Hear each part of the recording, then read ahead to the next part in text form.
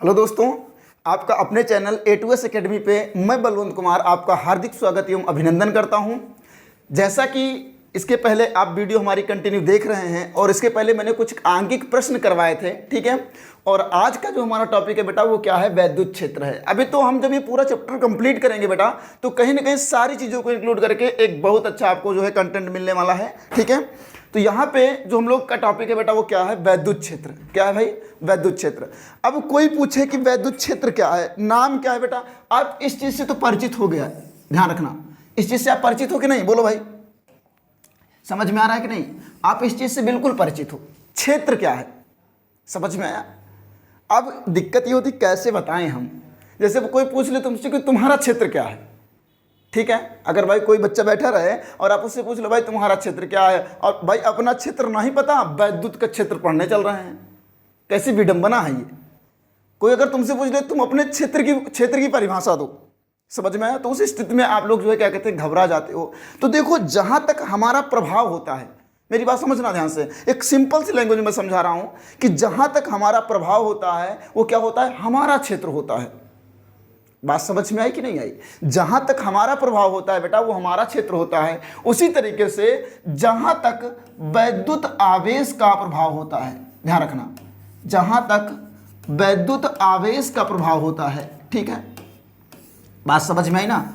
यानी कि जहां तक किसी विद्युत आवेश का प्रभाव होता है उस पूरे क्षेत्र को बेटा हम क्या बोलते हैं, वैद्युत क्षेत्र बोलते हैं। बात समझ में आई।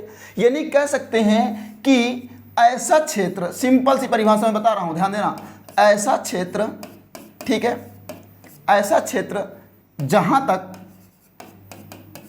तक एक ऐसी परिभाषा कहीं नहीं मिलेगी जहां तक वैद्युत आवेश का प्रभाव होता है। बात समझ में आई। जहां तक वैद्युत आवेश का प्रभाव होता है, जहां तक वैद्युत आवेश का क्या होता है बेटा, प्रभाव होता है, उसे हम क्या बोलते हैं बेटा, वैद्युत क्षेत्र कहते हैं। कंफर्म हो गया, कोई दिक्कत तो नहीं है। अब देखो ध्यान से, एक चीज तो कंफर्म हो गई हमारी कि हम इसे क्या कहेंगे, वैद्युत क्षेत्र कहेंगे, ठीक है। लेकिन अब यह होता है कि इस प्रभाव को कैसे जाने, भाई हमारा प्रभाव कहां तक है ये कैसे हमको पता चलेगा। कोई हमें टेस्ट करने वाला तो भी होना चाहिए, समझ में आया ना। अब ध्यान रखना, उसी तरीके से मेरी बात समझना ध्यान से, एकदम सिंपल सी बात है कि हमने यहां पे कोई प्लस क्यू आवेश ले रखा, ऐसे हमने क्या ले रखा है, प्लस क्यू आवेश ले रखा है, और इसने अपना क्षेत्र ऐसे बना लिया है। ये सपोज करते हैं कि यहां तक इसका कुछ ना कुछ प्रभाव है, ऐसे। बात समझ में आई कि नहीं आई। यहां तक इसका कुछ ना कुछ क्षेत्र है। अब क्या होगा कि कभी देखो, हमें यहां पे वैद्युत क्षेत्र है इस कंडीशन में, इसको पता करने के लिए हमें क्या करना पड़ेगा। जैसे एक उदाहरण मैं लूं, उदाहरण समझना कि मैं एक चुंबक को खेत में फेंक दूं, किसी भी खेत में फेंक दूं, ठीक है, और मैं कह दूं बेटा जाओ ढूंढ करके लाओ, तो आप ऐसे चले जाओगे, तब तो तुरंत दिमाग लगाओगे कि या तो हम लोहा लेके जाएं और या तो चुंबक लेके जाएं। समझ में आया कि नहीं आया। तो जैसे ही आप लोहा चुंबक को लेकर के उस खेत में पहुंचेंगे और जहां पे हमारे द्वारा फेंका गया मैग्नेट होगा, जैसे ही आप उसके क्षेत्र में पहुंचोगे, कहीं ना कहीं उस चुंबक या लोहे पे एक बल कार्य करना शुरू कर देगा। बात समझ में आ रही है कि नहीं आ रही है, कंफर्म होगा। तो जो हम लेके जा रहे हैं उसी को बोलते हैं परीक्षण, इसे बोलते हैं स्रोत। मेरी बात समझना ध्यान से, इसे क्या बोलते हैं, स्रोत। कंफर्म हो गया कि नहीं। ये एक मतलब किसका स्रोत है, अच्छा मैं एक वर्ड बोल दूं ना, तो इसे बोलते हैं वैद्युत स्रोत। इस आवेश को हम बोलते हैं क्या, वैद्युत स्रोत। समझना ध्यान से, कंफर्म हो गया। तो ये है एक वैद्युत स्रोत आवेश जो वैद्युत क्षेत्र को उत्पन्न कर रहा है। समझ में आया। अब क्या होगा, देखो ध्यान से, मैं एक परीक्षण आवेश लेता हूं जिसको हम बोलते हैं क्यू नॉट। बेटा क्या लेते हैं, क्यू नॉट। अब इस क्यू नॉट को जैसे ही इसके भीतर लाना शुरू करेंगे, यहां पे, समझ में आया। ये भाई साहब जैसे यहां पहुंचेंगे इस पर एक बल कार्य करना शुरू कर देगा, और अगर ये भी पॉजिटिव है और मैंने इसको पॉजिटिव ले रखा है, तो कहीं ना कहीं जहां तक इसका चलेगा ये अपने क्षेत्र में एंट्री नहीं कर देने देगा, उसको प्रतिकर्षित करना शुरू करेगा। मतलब क्या है कि ये जैसे इसके क्षेत्र में आएगा इस पे क्या करेगा, बल लगाना शुरू कर देगा। समझ में आया कि नहीं आया। अगर मान लेते हैं कि इस पे ये बल लगा रहा है F, कोई दिक्कत तो नहीं है, समझ में आया, बल लगा रहा है F, ठीक है। और इसकी जो तीव्रता है उसको हम ले लेते हैं E। कोई दिक्कत तो नहीं है। अभी हम लोग पढ़ेंगे, अगला टॉपिक जो होगा हमारा वैद्युत क्षेत्र की तीव्रता होगा। तो पहले वैद्युत क्षेत्र समझ लो, एकदम एग्जैक्ट डेफिनेशन साफ साफ निकल करके आ रही है। क्या निकल के आ रही है कि जब भी यहां लिखेंगे वैद्युत आवेश के, एकदम सिंपल सा लिख रहा हूं मैं, समझना कि वैद्युत आवेश के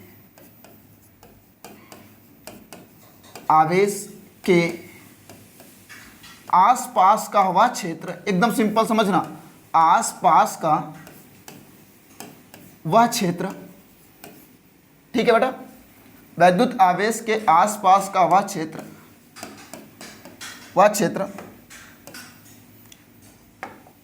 जिसके भीतर परीक्षण आवेश को ले जाने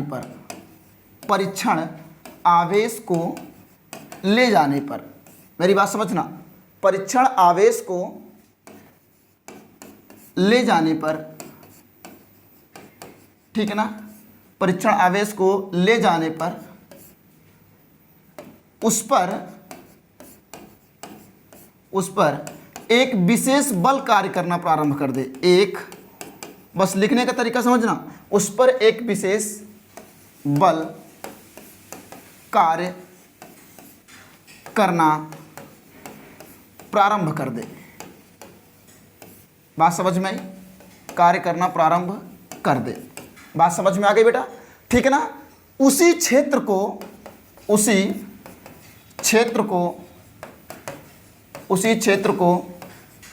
वैद्युत क्षेत्र कहते हैं। क्या कहते हैं बेटा?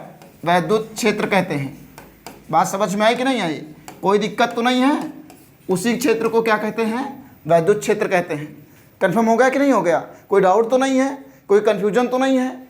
अब कभी आंतरिक बल की अनुभूति करनी हो तो आप लोग अक्सर चक्कर लगाते रहते हो। कहाँ चक्कर लगाते रहते हो? अब इसको तुम समझोगे ही, जानते हैं कहाँ घूमते हो।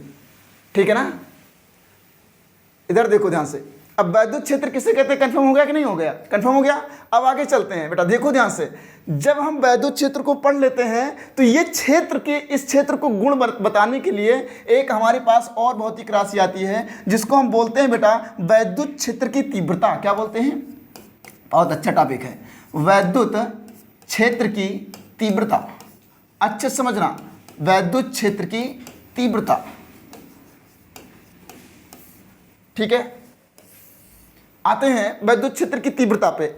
अब हम वैद्युत क्षेत्र को जब तक परिभाषित करना होता है तो एक सिंपल लैंग्वेज का इस्तेमाल करते हैं बेटा, लेकिन जब हम वैद्युत क्षेत्र की तीव्रता को पढ़ते हैं तो इसे गणितीय रूप देते हैं। बात समझ में आई कि नहीं आई? तो वैद्युत क्षेत्र की तीव्रता क्या है उसको समझते हैं कि हम कह सकते हैं कि परीक्षण आवेश पर, यहां लिख सकते हैं, वैसे तो एकदम डेफिनेशन छोटी बनाऊंगा मैं, यहां लिख सकते हैं कि E इज इक्वल टू जो होता है मेरा बेटा F अपॉन क्या होता है? Q नॉट होता है। E इज इक्वल टू क्या होता है बेटा? F upon Q not. कोई डाउट तो नहीं है? यहां तक चीजें कंफर्म हो गई? यहां पे समझना ध्यान से,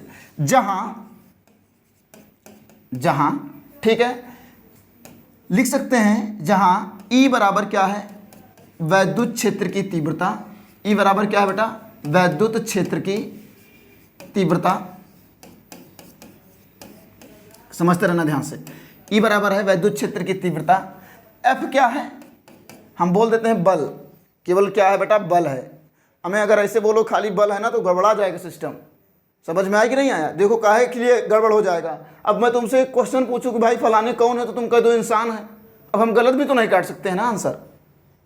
और लेकिन अब आपने केवल इंसान बोल दिया तो क्या सही है? ये भी गलत है बेटा। समझ में आया कि नहीं आया? देखो ध्यान से। तो यहां बोलेंगे F क्या है बेटा? परीक्षण आवेश पर लगने वाला बल। बस थोड़ा सा इसका इंट्रोडक्शन समझ लेना कि इसको क्या बोलेंगे? परीक्षण आवेश पर लगने वाला बल। ठीक है ना, परीक्षण आवेश पर लगने वाला बल। ठीक है बेटा, परीक्षण आवेश पर लगने वाला बल।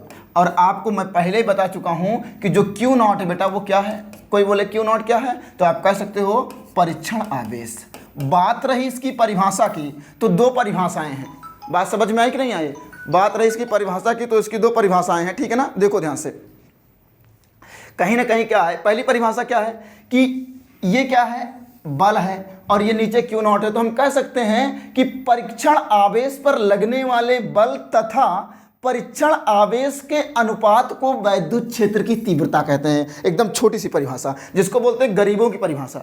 भौतिक विज्ञान में दो परिभाषाएं होती हैं, एक गरीबों की परिभाषाएं होती हैं और एक अमीरों की परिभाषाएं होती हैं। बात समझना ध्यान से। तो मैंने क्या बताया कि आप लोग को फॉर्मूला मैंने बता दिया बेटा, E is equal to F upon Q naught, F upon Q not.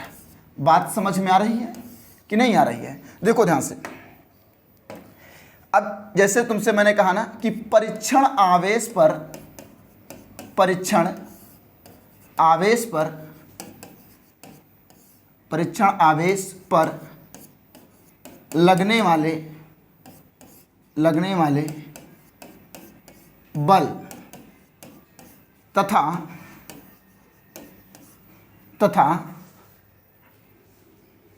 परीक्षण आवेश के अनुपात को, परीक्षण आवेश के अनुपात को, परीक्षण आवेश के अनुपात को वैद्युत क्षेत्र की तीव्रता कहते हैं। वैद्युत क्षेत्र की तीव्रता कहते हैं। बात समझ में आ गई कि नहीं आ गई? कोई दिक्कत तो नहीं है? बातें कंफर्म हो गई बेटा? अब आगे देखो ध्यान से।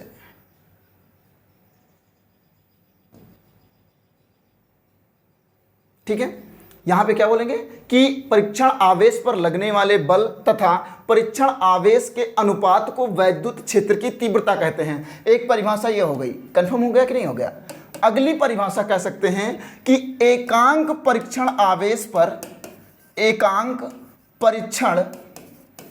परीक्षण आवेश पर, एकांक परीक्षण आवेश पर लगने वाला बल, लगने वाला बल ही वैद्युत क्षेत्र की तीव्रता कहलाता है। वैद्युत क्षेत्र की तीव्रता कहलाता है। ठीक है ना? वैद्युत क्षेत्र की तीव्रता कहलाता है। बात समझ में आई? अच्छा, कभी कभार क्या होता है कि इस पे लोग ऑब्जेक्शन उठाते हैं कि एकांक परीक्षण आवेश कैसे हो सकता है। दिक्कत इसी बात की है। जानते हो क्यों ऑब्जेक्शन करते हैं? क्योंकि उनको पता है कि जो परीक्षण आवेश है, मेरी बात समझना, आओ थोड़ा सा बात कर लेते हैं कि परीक्षण आवेश का क्या चरित्र होना चाहिए। समझ में आया? तो जो परीक्षण आवेश Q नॉट है, यह बहुत ही छोटा होना चाहिए, या कह सकते हैं, सिंपल समझना ध्यान से, इसको यहां से हम कह सकते हैं, ठीक है, यहां हम कह सकते हैं कि जो लिखे हैं यहां पे देखो ध्यान से,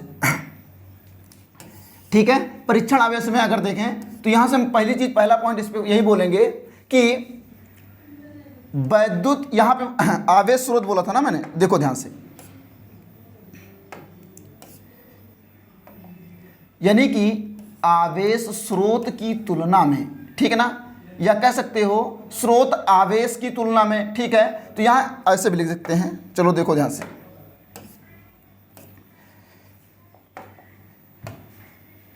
यानी कि Q की तुलना में, Q की तुलना में,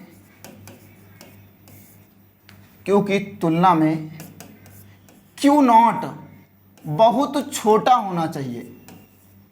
बहुत क्या होना चाहिए? छोटा होना चाहिए। ध्यान रखना इस चीज का, यानी कि Q की तुलना में Q नॉट क्या होना चाहिए? बहुत छोटा होना चाहिए। पहली चीज, ये चीजें हो गई, होना चाहिए, ठीक है। और दूसरा पॉइंट इसका सबसे अच्छा है कि Q नॉट स्वयं का वैद्युत क्षेत्र, स्वयं का वैद्युत क्षेत्र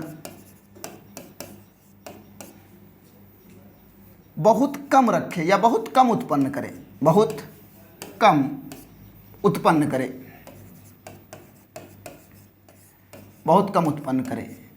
बात समझ में आ रही है कि नहीं आ रही है? तो ये दो बातें ध्यान रखना कि Q की तुलना में Q नॉट बहुत छोटा होना चाहिए और Q नॉट स्वयं का वैद्युत क्षेत्र बहुत कम उत्पन्न करना चाहिए। अर्थात कह सकते हैं कि Q नॉट के द्वारा उत्पन्न वैद्युत क्षेत्र की तीव्रता लगभग नगण्य होनी चाहिए, जिससे इसकी तीव्रता में कोई प्रभाव ना पड़े। बातें समझ में आ गई होंगी आपको, कोई डाउट तो नहीं है? इसको ध्यान समझते रहना। आगे देखो ध्यान से, इसमें आगे कैसे करेंगे, ठीक है बेटा? हम लोग पढ़ लिए, अब आते हैं जो मेन फैक्ट है उस पर काम करते हैं। जैसे अब हम वैद्युत क्षेत्र की तीव्रता का एक एक पॉइंट आपके लिए डिस्कस करेंगे। देखो ध्यान से,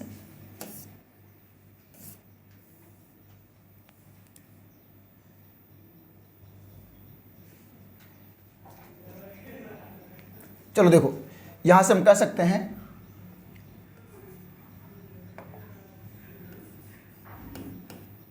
वैद्युत क्षेत्र की तीव्रता, वैद्युत क्षेत्र की तीव्रता। सर ये सब पढ़ा पढ़ा के हमारी ज़िंदगी बर्बाद करोगे ना? नहीं भैया, पढ़ लोगे थोड़ा काम आएगा, ठीक है ना? देखो ध्यान से, पहला पॉइंट है इसका, सबसे पहला पॉइंट है, हमने ऊपर लिखा है वैद्युत क्षेत्र की तीव्रता। जब कभी कभी सवाल आएगा तो वैद्युत क्षेत्र की तीव्रता को ही वैद्युत क्षेत्र भी कहते हैं, ध्यान रखना। वैद्युत क्षेत्र की तीव्रता को वैद्युत क्षेत्र भी कहते हैं। तो यहां लिख सकते हैं इसे, पहला पॉइंट है। चलो देखो ध्यान से,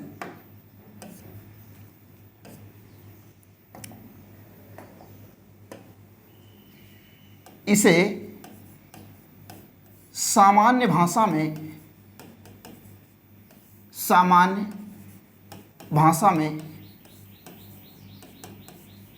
में वैद्युत क्षेत्र भी कहते हैं, वैद्युत क्षेत्र भी कहते हैं, वैद्युत क्षेत्र भी कहते हैं। बात समझ में आई? अगला जो पॉइंट है, पॉइंट नंबर 2, यह सदिश राशि है। यानी वैद्युत क्षेत्र की तीव्रता कैसी राशि है? सदिश राशि है, सदिश राशि है। बात समझ में आई कि नहीं आई? कंफर्म हो गया? अब यही चीज इसको समझ लेते हैं अच्छे से।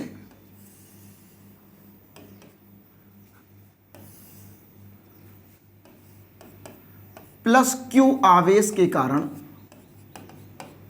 प्लस क्यू आवेश के कारण,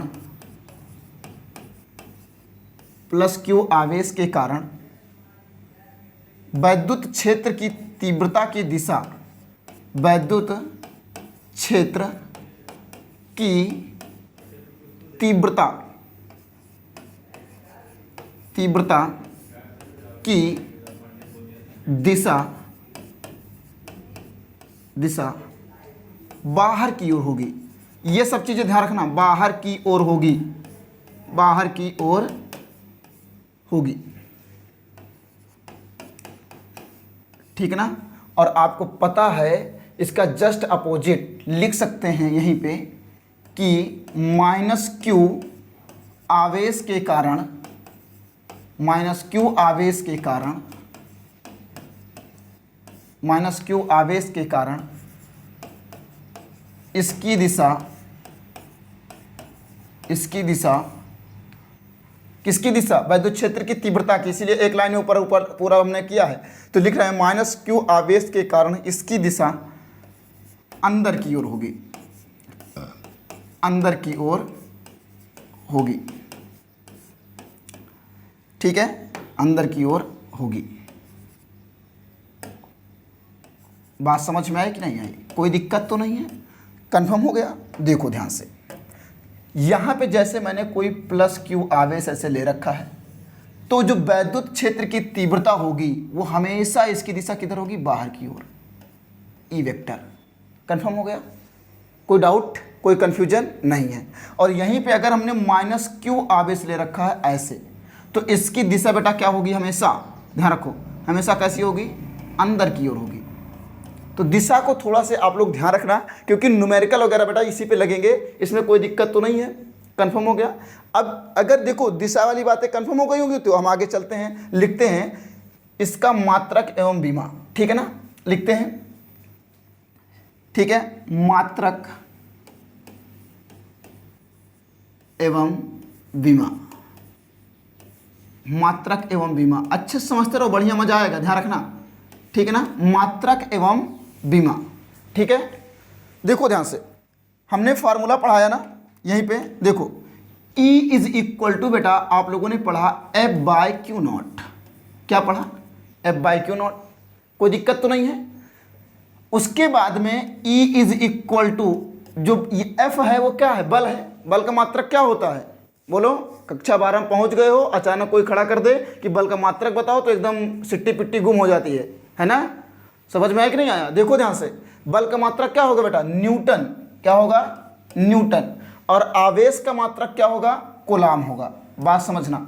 तो इसका जो मात्रक मिलेगा वो मिलेगा बेटा न्यूटन पर कूलाम, बात समझ में आई, क्या मिलेगा, न्यूटन पर कूलाम। आगे देखो ध्यान से, जब इसकी बीमा की बात करेंगे, किसकी, बीमा की, कोई दिक्कत, अब बीमा की बात करें तो बल की बीमा क्या होगी, E इक्वल टू, फिर वही फार्मूला अप्लाई कर रहे हैं, F अपॉन क्यू नॉट, बात समझ में आई। कक्षा 11 में बीमा पढ़ते पढ़ते आप लोगों की उम्र ढल गई है, लेकिन बल की बीमा हो सकता है आपको याद ना हो, लेकिन यहाँ याद कर लो, तो F is equal to M L T minus two, ठीक है, बल बीमा होगी M L T minus two, और क्यू की बीमा, क्यू की बीमा क्या होगी बेटा, ए टी, क्यू की बीमा क्या होगी, ए टी, ठीक है। अब देखो ध्यान से, एकदम सिंपल सा निकल के आ गया, ठीक है, क्या निकला, एम एल टी, यहाँ पावर 1 है बेटा, ऊपर जाके -1, तो एम एल टी माइनस 3 और ए माइनस 1, इस चीज को आप याद रखोगे। तो कोई पूछे कि वैद्युत क्षेत्र की तीव्रता की बीमा जो क्या होती है, समझ में आया कि नहीं आया, कोई पूछे कि वैद्युत क्षेत्र की तीव्रता की बीमा क्या होती है, तो आप कह सकते हो कि एम एल टी माइनस 3 ए माइनस 1 होती है। बात समझ में आ गई कि नहीं आ गई, कोई डाउट तो नहीं है, कोई कंफ्यूजन तो नहीं है। आगे देखो ध्यान से, यहाँ तक कंफर्म हो गया भैया, तो आपको मैंने इसकी दिशा बता दी, इसकी बीमा बता दी, इसका मात्रक क्या होता है ये बता दिया। अब आगे देखते हैं क्या होता है, लिखेंगे बिंदु आवेश के कारण, जो हम लोग अगला पढ़ेंगे, बिंदु आवेश के कारण, बिंदु आवेश के कारण, ठीक है, बिंदु आवेश के कारण वैद्युत क्षेत्र की तीव्रता, वैद्युत क्षेत्र की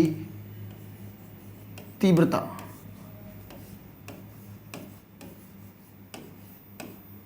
ठीक है भाई, बिंदु आवेश के कारण विद्युत क्षेत्र की तीव्रता, ठीक है भाई। अब देखो ध्यान से,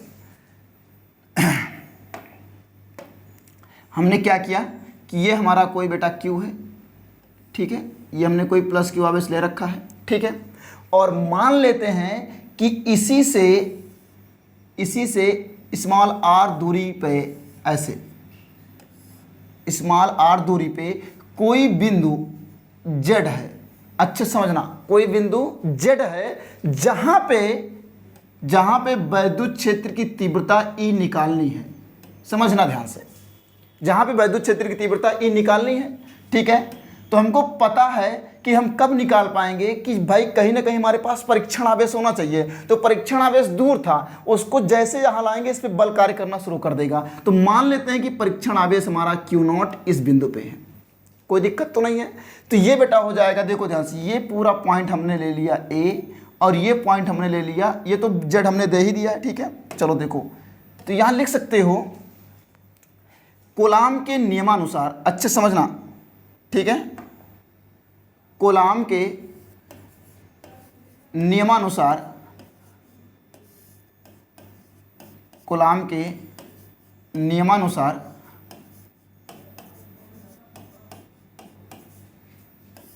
ठीक है, कूलाम के नियमानुसार हम लोग पढ़े हैं F is equal to 1/4 pi epsilon naught, ठीक है, और पढ़े हैं Q0 अपॉन R स्क्वायर, आप कह सकते हो और ये आप जानते हो किसके बीच लगने वाला बल है? आप कह सकते हो कि Q तथा Q0 के बीच लगने वाला बल है। Q तथा Q0 के बीच लगने वाला बल है। बात समझ में आई? या AZ के बीच कार्यरत बल है। बहुत देखो, जब तक भाषा यानी आपके पास शब्दों का ज्ञान नहीं होगा तब तक थोड़ा सा दिक्कत हो जाएगी। कंफर्म हो गया? अब F की वैल्यू तो आपको मिल चुकी है बेटा, ध्यान रखना, F की वैल्यू आपको मिल चुकी है, ठीक है। ऐसे कंफर्म हो गया कि नहीं हो गया? आगे देखो ध्यान से, यहीं से अब हम जो लोग लिखेंगे कि वैद्युत क्षेत्र की तीव्रता की परिभाषा से, वैद्युत क्षेत्र की तीव्रता की परिभाषा से, तीव्रता की परिभाषा से, ठीक है। समझ में आया कि नहीं आया? वैद्युत क्षेत्र की तीव्रता की परिभाषा से हम लोग पढ़े हैं बेटा, E is equal to F upon Q0। E is equal to क्या पढ़े हैं बेटा? F अपॉन Q0 पढ़े हैं। तो E इक्वल टू बेटा लिख सकते हैं F इंटू 1/Q0, लिख सकते हैं हम, बिल्कुल लिख सकते हैं। क्यों लिख सकते हैं सर जी? हमारा मन है, हम लिख सकते हैं। ना लिखो सर जी। नहीं हम लिखेंगे। लिखो सर जी, जब नहीं मानोगे तो लिखो, है ना। देखो, जब यहाँ पे हम अब यहाँ लिख सकते हैं कि इसको समीकरण 1 दे देना ताकि आपके लिए थोड़ा सा इजी हो जाए। ये क्यों भाग रहे हो भाई? देखो, इसको हम दे देते हैं समीकरण 1, ठीक है। तो यहाँ लिख देते हैं समीकरण 1 से, समीकरण 1 से। 1 में देखें तो F चुपचाप रखा हुआ है। ये सूत्र आप बचपन से पढ़ रहे हो। E is equal to F का मान है 1/4πε0। समझ में आया? E की वैल्यू है 1/4πε0 और Q0/r² इंटू क्या हो जाएगा 1/Q0। और साफ साफ दिख रहा है Q0 क्या हो गया? कैंसल। तो E इज इक्वल टू जो निकल के आएगा वो निकलेगा 1/4πε0 और Q/r², ठीक है। समझ में आया कि नहीं आया? अब कोई पूछे, देखो ध्यान से, सिंपल सी बात है, कोई पूछे कि बिंदु आवेश के कारण वैद्युत क्षेत्र की तीव्रता क्या होती है, तो उस स्थिति में E इज इक्वल टू आपको बताना है 1/4πε0 Q/r²। बात समझ में आई कि नहीं आई? कोई दिक्कत तो नहीं है? समझ में आ गया? ठीक है। Q/r², आप जानते हो जहां Q क्या है? आवेश है। R क्या है? बोलो भाई।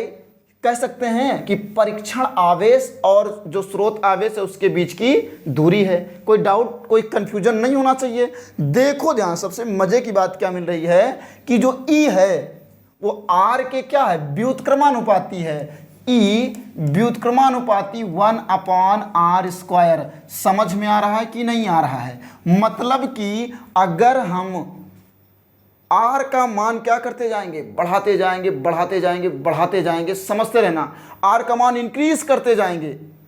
कंफर्म हो गया कि नहीं हो गया? तो उस स्थिति में वैद्युत क्षेत्र की तीव्रता बेटा कम होती जाएगी।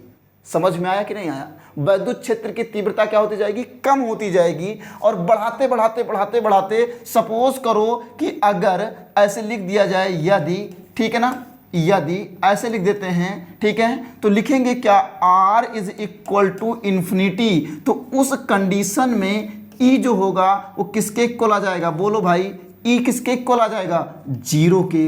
यानी अनंत पे अगर बात करें तो यहाँ पे हम कह सकते हैं कि लगातार अगर बढ़ते जा रहे हैं तो वैद्युत क्षेत्र की तीव्रता कम होती जा रही है। समझ में आया? कंफर्म हो गया? और यहाँ पे देखो, जहाँ पे एक ऐसा क्षेत्र जहाँ पे किसी भी वैद्युत क्षेत्र की तीव्रता की दिशा और परिमाण एकदम समान होते हैं, उसे हम बोलते हैं एक समान वैद्युत क्षेत्र। क्या बोलते हैं बेटा? एक समान वैद्युत क्षेत्र। तो केवल एक सिंगल चार्ज जो है एक समान वैद्युत क्षेत्र जनरेट नहीं करता है, क्योंकि दूरी बढ़ने के साथ साथ क्या होती है? वैद्युत क्षेत्र की तीव्रता लगातार क्या हो जा रही है? कम होती जा रही है। समझ में आएगा कि नहीं आ गया?